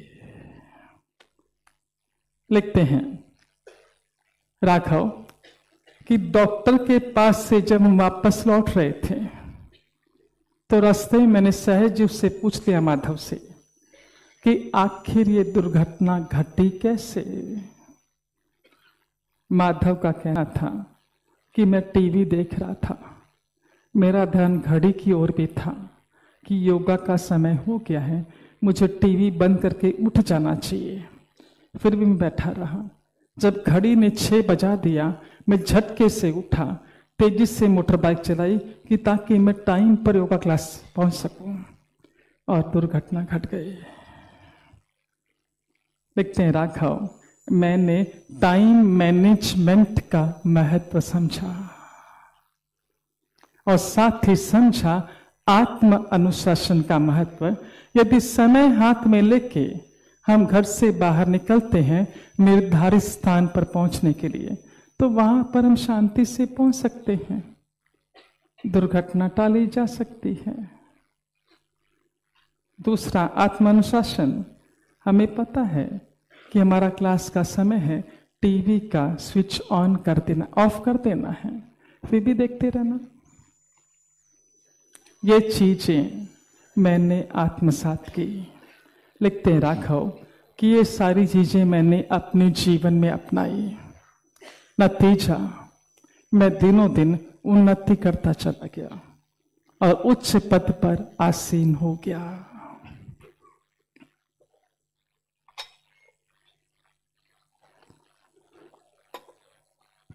अपनी सफलता का रहस्य।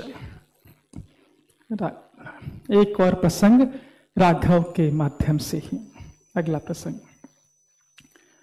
ये ध्यान से सुनना है, बहुत काम की चीज है, क्योंकि हमें अपने जीवन में सुख, शांति, समृद्धि, उन्नति, प्रगति, सफलता, ये सारी चीजें चाहिए हैं।